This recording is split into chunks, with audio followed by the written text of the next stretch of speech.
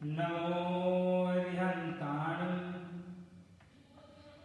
नमो सिद्धाणं नमो आर्याणं नमो वज्जायाणं नमो Louis सब्बसाहुणं एसो पंचनमुक्कारो सब्बपावपनाशनो मंगलानं च सब्बेसे परमं हवै मंगलम् मंगलं भगवान वीरो मंगलं गौतम प्रभु मंगलं स्थूलिभद्राद्या जैन धर्मोस्तु मंगलम् ओंकार बिंदु संयुक्तं नित्यं ध्यायन्ति योगिनः कामदं मोक्षदं चैव ओंकाराय नमो नमः अज्ञानतिमिरान्धं ज्ञानाञ्जनशलाकया नेत्रमुन्मीलितं येन तस्मै श्रीगुरुवे नमः तस्मै श्रीगुरुवे नमः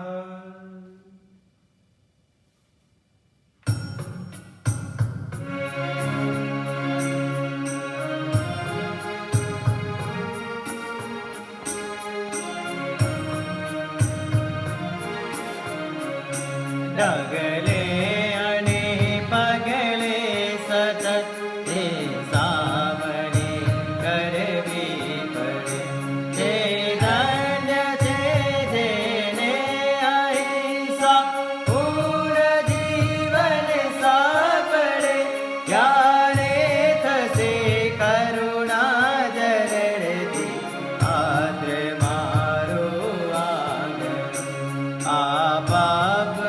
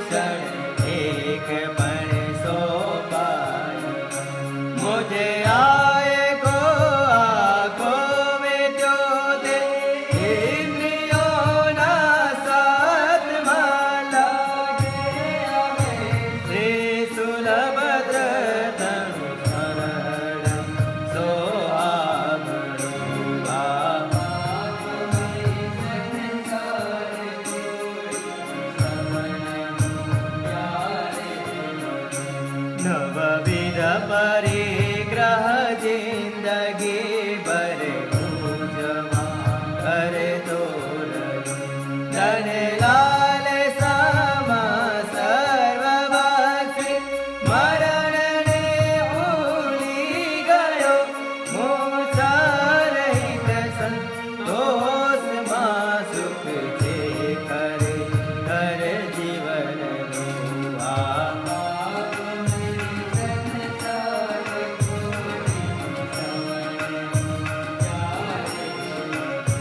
अब जो वर्ष रे साधनारो क्षय करे जे क्षण जे नर करो अनुभव करावे स्वर्ग रहीने आई हे क्रोधती बनी मोद समता योग हो प्यारे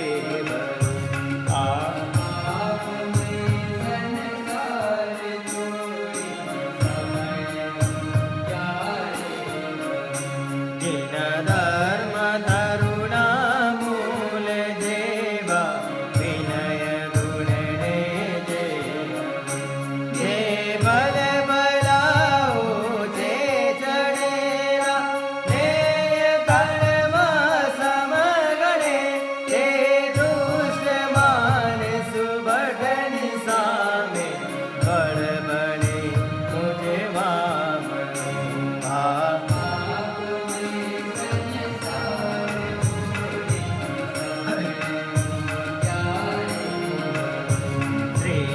श्रीमल्लिनाथ दिनेन्द्र ने बनाव्यासी संगले सनी जाली मगरमा जे दगावे जगत ने ते रंग छोड़ी सरलतानी मामवा मूदन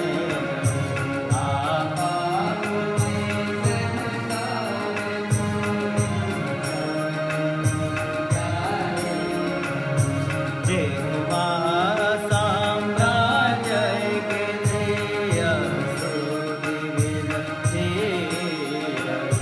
जेने बनी बरवस जगत आ भूग माकड़ श्रीर हे पाप नो से बाप दे धन भोग कोशो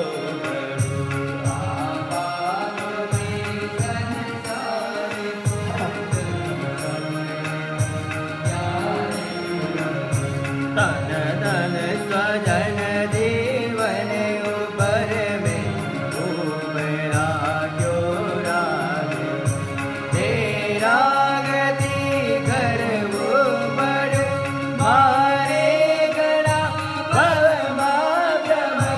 मारे अवे कर हृदय मान सासन रागे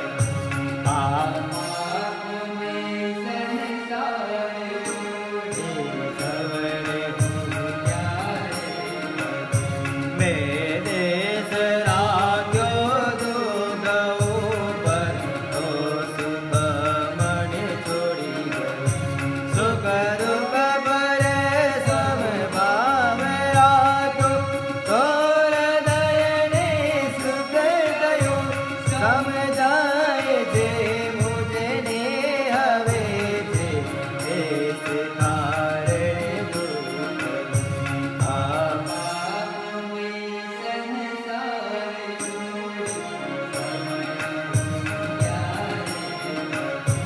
जे सजन धन धन उबरणी ममता जी समतार बस बर मोए चंद्रमा तेने गल साथे करूं दिन वचन दिन मद मद धजो मुझ आत्मा अड़ुए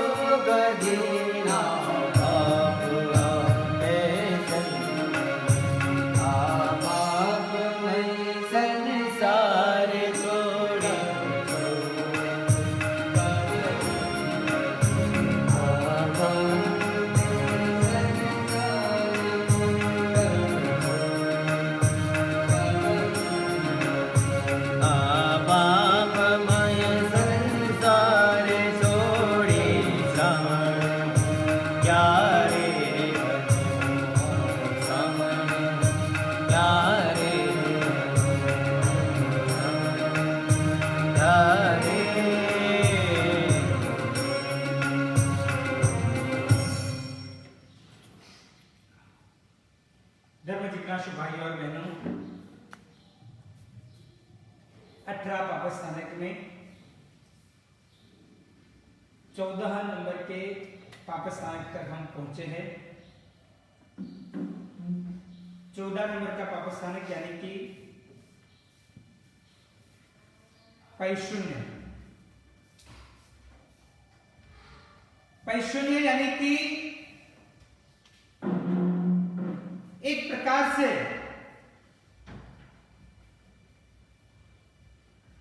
चाली चुगली करना, दूसरे के दोष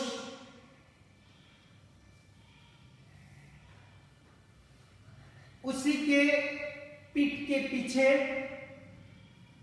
दूसरे को कहते रहना, उसी को कहा जाता है चाली चुगली। भाग्यशाली आजकल के जमाने के अंदर कोई बड़ी हिंसा हो जाए तो व्यक्ति वह पाप का प्रायश्चित करने के लिए तैयार हो जाता है। कोई बड़ी चोरी कर बैठे तो वो व्यक्ति प्रायश्चित करने के लिए एक बार तैयार हो जाएगा। कोई व्यक्ति आवेश में बहकावे में आते हुए अब ब्रह्म का सेवन हो जाए तो अभी वो प्रायश्चित करने के लिए तैयार हो जाएगा। कोई व्यक्ति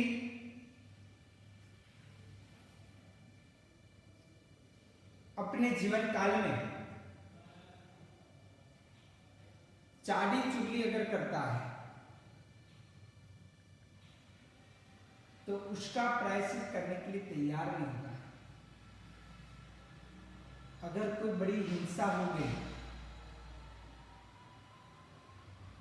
तो गुरु भगवान के पास जाते हुए प्रायश्चित मांगेंगे। अब ब्रह्म का सेवन हो गया तो प्रायश्चित मांगेंगे। कोई क्रिया करते करते हुए कोई भूल चूक हो गई तो उसका मिच्छामिकम या प्रायश्चित मांगेंगे।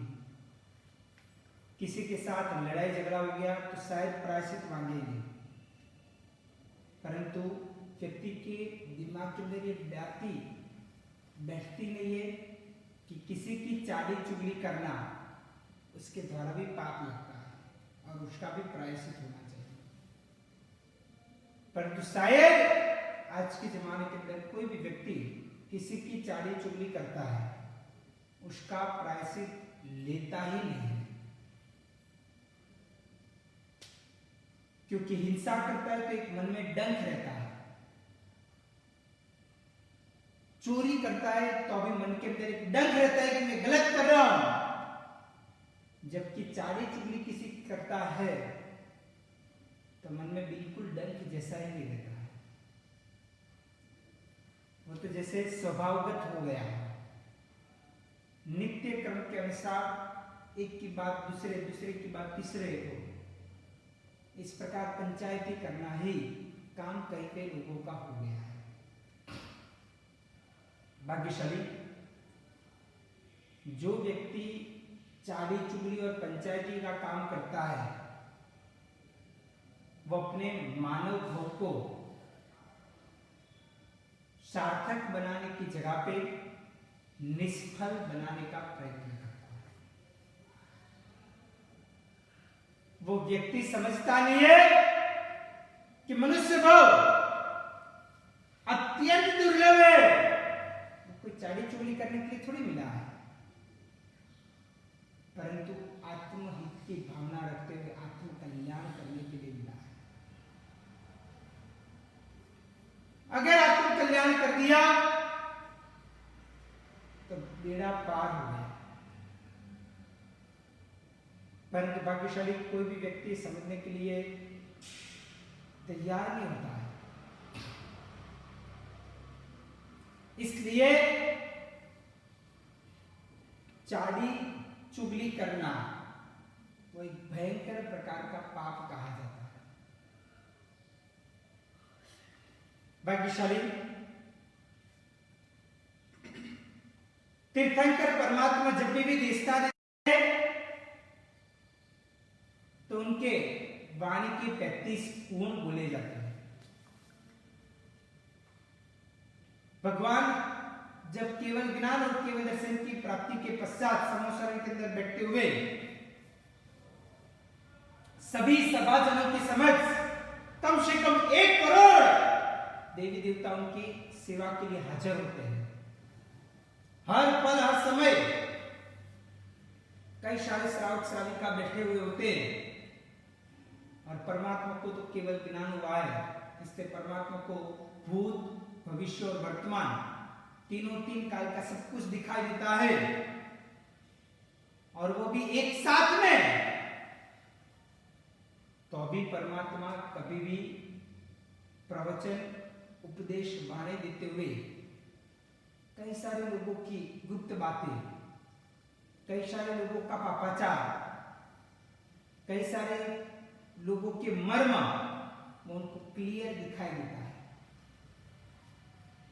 तो अभी वो सभा के बीच में कभी भी बोलते नहीं है।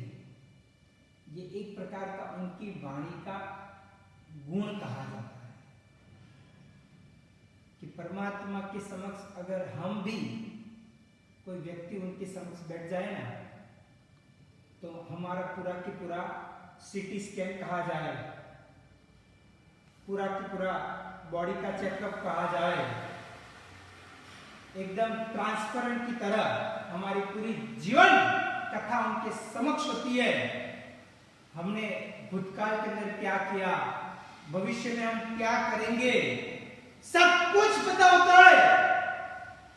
तो अभी परमात्मा एक भी बात, अरे परमात्मा को तो वहां तक कि हमने कोई कार्य किया वो तो ठीक है, पर तो हमारे मन के अंदर कोई बुरे गंदे किसी के लिए भी विचार आया ना तो वो भी तीर्थंकर भगवान को पता चलता है और तो भी वो बोलते नहीं है। भाग्यशाली लक्ष्मण साध्वी जी, आपको शायद मालूम नहीं होगा, प्रज्योषण के वक्त के अंदर भी मैंने ये बात बताई थी। लक्ष्मण साध्वी जी को मन के अंदर एकमात्र विचार है मैथुन के बारे में और भगवान के पास प्रायश्चित करने के लिए जब जा रहे पर तो मन में विचार आया कि मैं खुद परमात्मा को कहूंगी कि मुझे ही ये विचार आया तो परमात्मा को कैसा लगेगा कि एक साध्वी जी की ऐसा सोच रहे हो। नहीं नहीं नहीं, ये बोलना तो उचित नहीं है, शर्म लगता है, पर दूसरी साइड प्रायश्चित भी करना है। तो उन्होंने सोचा एक काम करती हूँ, मैं परमात्मा को ऐसा कहूंगी कि परमात्मा अन्य कोई व्यक्ति को ऐसा विचार आए तो क्या प्रायश्चित होता है, वही प्रायश्चित मैं कर लूंगी तो मेरा पाप का आलोचन हो जाएगा। और ऐसे करते हुए परमात्मा के सामने कहा कि परमात्मा अगर कोई व्यक्ति को ऐसा मन में भी विचार आए, कार्य की बात तो बाद में है, परंतु मन में भी विचार आए तो उसका प्रायश्चित क्या है। तब क्या परमात्मा को मालूम नहीं था? परमात्मा को सब कुछ मालूम था कि ये सब कुछ विचार तो लक्ष्मण साध्वी जी खुद को ही आया है, पर तो अभी भी वो अपने जीवन काल के अंदर कपट कर रही है।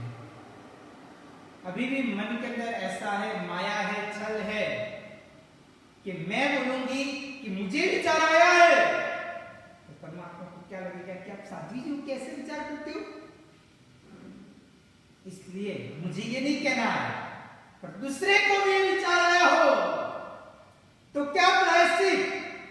और ऐसे करते हुए परमात्मा को बात कही तो अभी परमात्मा ने ये बात नहीं पुकारा कि ऑलरेडी इतना विचार करने के बाद में भी हे लक्ष्मणा साध्वी जी आप क्यों ऐसा बोल रहे हो कि दूसरे को विचार आया, आपको खुद को ही आया है। प्रायश्चित भी करना और उसमें भी कपट करना, माया करना, ऐसा क्यों करते हो। ये बात परमात्मा ने नहीं कही। परमात्मा समझते थे कि इनकी भवितव्यता यही है, संसार भवचक्र के अंदर भटकने वाले ही है, अभी क्या करें उसमें, मैं भी कुछ नहीं कर सकता। और परमात्मा ने उपेक्षा भाव के द्वारा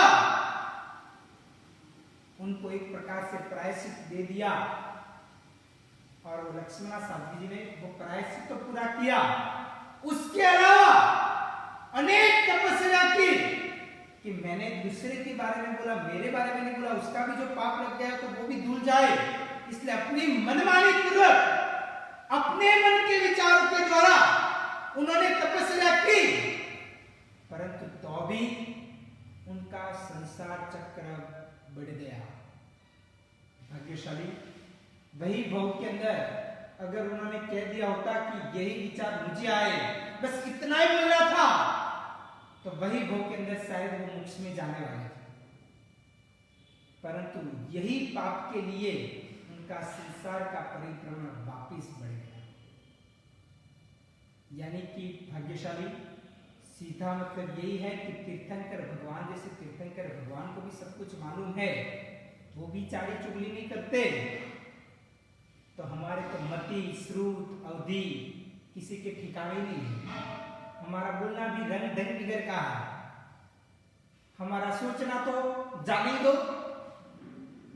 तो भाग्यशाली इतने बड़े लेवल के ऊपर तीर्थंकर भगवान, क्या सिद्ध भगवान मोक्ष के अंदर है और वो उनको सब कुछ दिखाई देता है, तो अभी वो सिद्ध भगवान भी किसी की चाली चुगली नहीं करते। अरे मोक्ष की बात तो दूर रही, जैसे हम भरत क्षेत्र के अंदर है वैसे ही महाविदेह क्षेत्र है। वो महाविदेह क्षेत्र के अंदर रहे हुए सिमंदर स्वामी भगवान भी किसी की चाली चुगली नहीं करते, उनको भी केवल ज्ञान हो गया है, उनको भी सब कुछ दिखाई देता है। चाहे हम भरत क्षेत्र में, वो महाविदेह क्षेत्र में, उनको पता है कि हम अभी इधर क्या कर रहे हैं, हमारे मन में कौन से विचार चलते हैं, पर तो भी परमात्मा चाली चुगली हमारी करते नहीं है।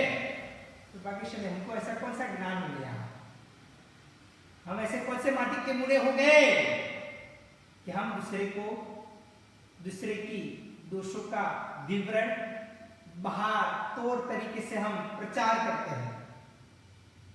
भाग्यशाली अभी भी कोई न्यूज चैनल वाले हो ना, और अगर कोई समाचार प्रचार स्वरूप के अंदर डाले ना, तो उनको तो इनकम मिलती है, परंतु हम दूसरे के दोषों का विवरण पब्लिक के अंदर जैसे आते हैं ना, सिर्फ 5 मिनट के अंदर 100 न्यूज एक साथ में सुबह में टीवी के अंदर आते हैं एकदम फास्ट तरीके से। इस प्रकार हम भी अपने जीवन काल के अंदर बस कुछ बात कान के अंदर आई और उसके अंदर हमारे मरी मसाला डालते हुए दूसरे के कान तक वो पहुंचाने का प्रयत्न करते हैं। और भाग्यशाली नए नए प्रकार के दोष के भागी हम अपने जीवन काल के अंदर बनते हैं। तो हमें खुद कोई अपने जीवन काल के अंदर सोचना चाहिए, क्या हम ऐसे सर्वगुण संपन्न हो गए हैं? क्या हमारे अंदर अभी भी एक भी दोष रहा नहीं है? परंतु नहीं, हमारे अंदर शायद गुण होंगे ना, उससे डबल ज्यादा दोष होंगे। तो भाग्यशाली ऑलरेडी हम दूषित है, दोष से भरे हुए हैं, तो दूसरे के दोषों का विवरण क्या करें? भाग्यशाली अपने जीवन काल में किसी की चाली चुगली नहीं करनी चाहिए। एक बार का ऐसा प्रसंग हुआ कि एक वणिक बनिया था, और पहले से आप देखो, इतिहास को टटोल लो कि पहले से वणिक बनिया बिजनेस व्यापार के अंदर मास्टर ही रहा है। आज भी देखा जाए तो कोई भी वणिक बनिया ज्यादातर तरीके से बिजनेस और व्यापार के अंदर ही अपना कार्य आगे बढ़ाएगा। तो वो जमाने के अंदर वो नगर में वो बनिए का एक बहुत बड़ा बिजनेस किराने का था। होलसेल और रिटेल दोनों काउंटर उनके वहां चलते थे।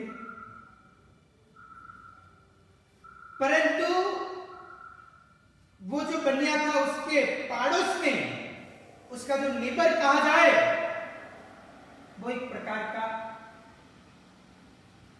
कुछ हल्की कौम वाला वो व्यक्ति था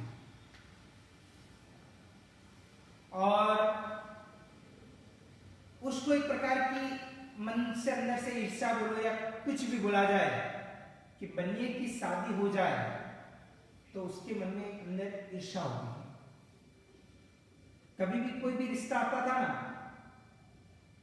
तो ऐसा कहा जाता है कि जिस घर के अंदर रिश्ता जोड़ना हो ना उसके आजू बाजू वाले को पूछते हैं तो क्लियर बात पता चल जाती है।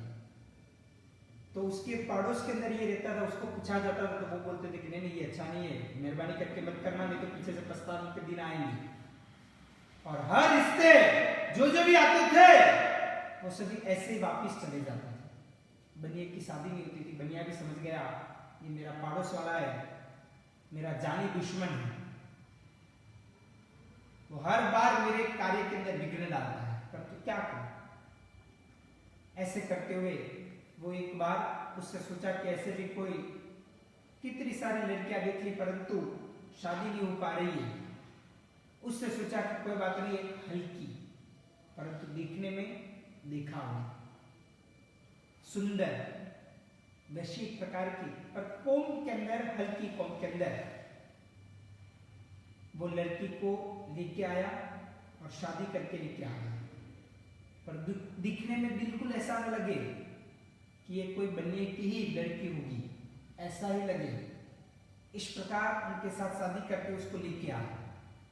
धीरे धीरे करते करते उसको सिखाया कैसे सामयिक करना, भगवान की इस प्रकार पूजा करना, देरासर में इस प्रकार जाना, इसकी विधि विधान इस प्रकार है, इस प्रकार ये सभी चीजें करना, प्रवचन सुनना। धीरे धीरे करते करते सीख गई वो और सीखते हुए वो धर्म के अंदर इतनी आगे बढ़ी कि पूरे संघ के अंदर धर्म के लेवल के ऊपर देखा जाए ना तो वो औरत का सबसे पहला नंबर आता था। कभी भी प्रवचन छोड़ना नहीं, कभी भी पूजा सेवा साइड में रखना नहीं, हर रोज कुछ ना कुछ प्रकार की नवकाशी, कोई बार आठम पांचम 14 आए तो उपवास आदि करना, इस प्रकार प्रतिक्रमण आदि वगैरह भी करना। और कभी भी कोई भी संघ के अंदर चढ़ावा इत्यादि होता है तो उसका नंबर सबसे पहले नंबर के अंदर था। और वो बनिए ने भी बोला था कि धर्म के अंदर जितना भी वापरना है तो वापरना, पैसे तो हमारे पास पुष्कल पड़े तो बिल्कुल चिंता मत कर। और वो हर बार कुछ ना कुछ चढ़ावा, कुछ ना कुछ लाभ देती रहती थी। कोई गरीब आए तो उसको दान देती थी, कोई ना कोई व्यक्ति को इस प्रकार देते थे। परंतु बाजू वाले को मालूम था कि इसकी जो औरत है, ये जिसके साथ शादी करके लेके आया जो लड़की को, वो हल्की कौम की है। तो इसका फायदा उठाते हुए वो बाजू वाले जो पड़ोसी था वो दुकान के अंदर जाते हुए कहा कि मुझे 10 किलो गुड़ का जो रवा बड़ा सा आता है वो दे। उसने दिया। बोला कितना रुपया हुआ? बोला कि देख तू रुपया लेगा ना तो मैं पूरे गांव के अंदर बोल दूंगा कि तू हल्की कौम वाली स्त्री लाया है, इसलिए अगर तू ऐसा माने कि मैं चुप रहूं तो इसका पैसा नहीं लेना, मैं ऐसे लेके जाऊं। बोला कि हाँ ठीक है तू लेके जा। और ऐसे करते करते वो बनिया ने वो लिखता रहा एक कागज में कितना दिया, क्योंकि बनिया और बिजनेस का तो सबसे पहला नियम है ये है कि हिसाब रखना। अगर जिस बिजनेस के अंदर हिसाब यदि नहीं होता है ना तो भाग्यशाली याद रखना कि आपको पता ही नहीं चलेगा कि आप कहाँ पे ठहरे। मार्च एंडिंग आ जाएगी, बैलेंस शीट बन जाएगा, परंतु आपको ही नहीं पता चलेगा अगर हिसाब नहीं होगा। अगर हिसाब होगा तो किससे कितना लेना, कितना देना, ये वो सब कुछ पता चल पाएगा। हम कहाँ पे खड़े हैं वो भी पता चल रहा है, कितना सेल्स होता है, कितना बाइंग होता है, कितना उधारी देते हैं, कितना परसेंटेज ब्याज चढ़ता है, ये सभी बात क्लियर पिक्चर की तरह पता चलता है। तो भाग्यशाली थोड़े दिन और 10-15 दिन गए, वापिस वो बाजू वाला पड़ोसी दुकान में आया और बोला, वो अच्छा वाला जो तेल आता है ना, वो उसका एक बड़ा सा डब्बा दे। उसने दिया, बोला कि पैसा इतना। बोला कि देख पैसे वैसे की बात ही मत करना, मैं तो पूरे गांव के अंदर बोल दूंगा। तो ऐसे हल्की कुल वाली औरत को लेके आया है। बोला कि ठीक है, मत बोलना मत बोलना मत बोलना, बस पैसा मत देना, तू लेके जा। बोला कि ठीक है। ऐसे कर करके करीब करीब 15 साल तक धीरे धीरे धीरे धीरे करते करते किराने काफी सामान वो अपने घर के लिए लेके जाता था। अभी 15 साल तक ये बात चली और ये जो बनिया था उसके वहां एक लड़के का जन्म भी हुआ था और वो भी करीब करीब 13-14 साल का करीब करीब हो गया था। और वो भी अभी धीरे धीरे दुकान में आने लगा। पिताजी के साथ जब भी फ्री होता था तो दुकान में बैठता था। उसने भी देखा कि बाजू वाले अंकल हर बार आते और हर बार कितने लेके जाते। पिताजी बस ऐसे ही वो पर्ची बनाते रहते भी क्या फायदा। पिताजी को पूछा कि पिताजी ये हमारे बाजू वाला भैया है वो क्यों हर बार मुफ्त में लेके जाते और आप हर बार उधारी करने लिखते रहते हो कि इतना बाकी इतना बाकी इतना बाकी इतना बाकी। आज दिन तक वो एक भी रुपया तो आया नहीं है और तो भी आप अभी भी उधारी देते हो। बोला कि क्या करें। बोला कि अभी मैं अगर समझ लो पैसा लूंगा तो वो मुझे दादागिरी कर रहा है। तो बोला कि ठीक है भाई काम करो, आप घर पे बैठो, मैं दुकान संभालता हूँ। 15 साल का लड़का बोलने लगा कि वो अंकल को आने दो बाजू वाले, फिर मैं उनको हाथ में लेता हूँ। थोड़े दिन के बाद में वो बाजू वाला पड़ोसी आया और बोला कि ये माल दो। बेटे ने बोला कि ये दो नौकर को और माल दिया। बोला कि इतना रुपए। बोला कि पैसे की तो बात ही मत करना, नहीं तो बोल दूंगा। बोला कि जिनको बोलना है बोल दो, पैसा तो अभी चाहिए। पिछले 15 साल से मेरे पिताजी के पास आप इस प्रकार ही माल लेते हो, इसकी उधारी कौन देगा, पैसे जमा करवाओ। और वो भी बाजू वाला पड़ोस वाला भी पैसा वाला था, पर तो एक भी बार पैसे की दानत देने की नहीं थी। बोला कि नहीं पैसा देना ही पड़ेगा। बोला कि पूरे गांव के अंदर बोलूंगा। अरे आपको जो बोलना है बोलो, हम ढेर है भंगी है जो भी कहना है को, हम हल्की कौम के जो भी कहना है को, मेरे पैसे दो। और पूरे गांव के अंदर वो जो औरत थी बनिए की, और उसने तो दान इत्यादि देते हुए नाम ना बहुत बड़ी कमाई ली थी। हर जगह पे चढ़ावा लेना, हर जगह पे अपना खुद का नाम सबसे पहले आना चाहिए, इस प्रकार बहुत पैसे वापरे। और जो इस प्रकार दान देता है, चढ़ावा इत्यादि आगे लेता है, उसका नाम अपने आप ही आगे बढ़ जाता है और उनके ऊपर भी लोग विश्वास करने के लिए तैयार हो जाते हैं। और इस प्रकार तो बाद में काफी लोगों को बुलाया वो बाजू वाले ने और बोला कि ये लोग ऐसे हैं, इनकी जो औरत है ना वो हल्की कुल की है।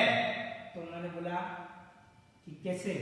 तो वो जो 15 साल का लड़का है उन्होंने कहा कि जो भी हो, मेरा माँ मेरी बाप मेरे जो भी हो, पर आप मुझे पैसे दो, मैं इस बार आपको छोड़ने वाला नहीं।